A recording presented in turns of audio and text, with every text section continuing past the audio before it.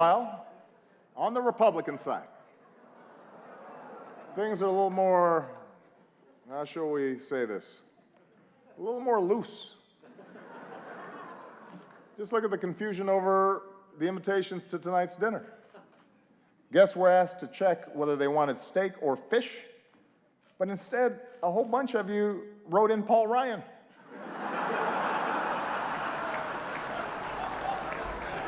That's not an option, people.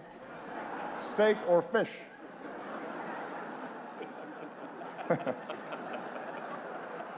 You may not like steak or fish, but that's your choice.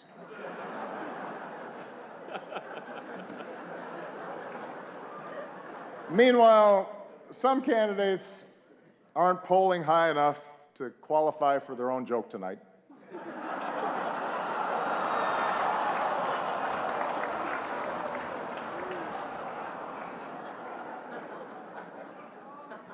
The rules were well established ahead of time.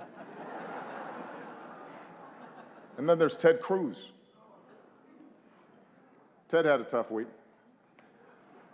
He went to Indiana, Hoosier country, stood on a basketball court, and called the hoop a basketball ring.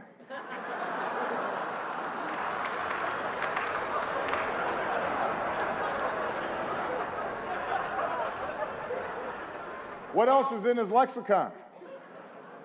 Baseball sticks, football hats.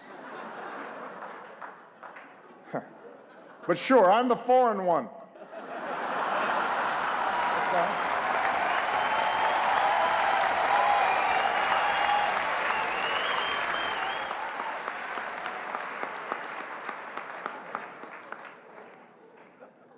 Well, let me conclude tonight on a more serious note.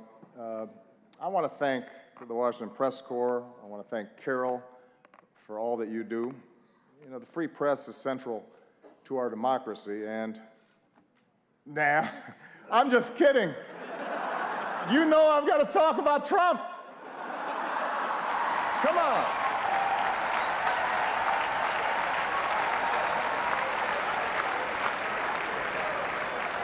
We weren't just going to stop there. Come on.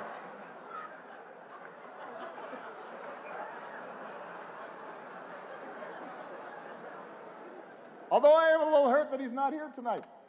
We had so much fun the last time. And it is surprising. You've got a room full of reporters, celebrities, cameras, and he says no. Is this dinner too tacky for the Donald? What could he possibly be doing instead? Is he at home eating a Trump steak? Tweeting out insults to Angela Merkel? What's he doing?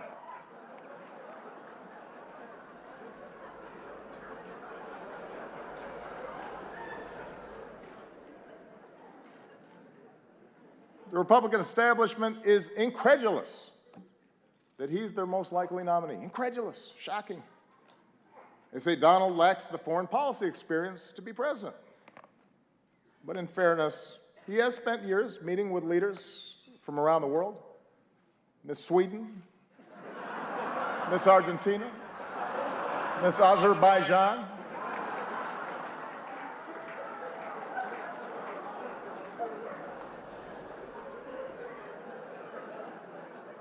And there's one area where Donald's experience could be invaluable, and that's closing Guantanamo. Because Trump knows a thing or two about running waterfront properties into the ground.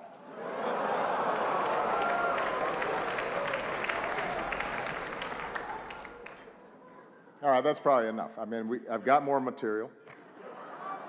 No.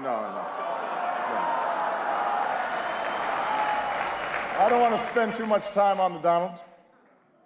Following your lead, I want to show some restraint. Because I think we can all agree that from the start, he's gotten the appropriate amount of coverage, befitting the seriousness of his candidacy.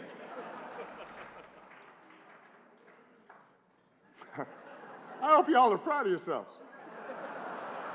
The guy wanted to give his hotel business a boost, and now we're praying that Cleveland makes it through July.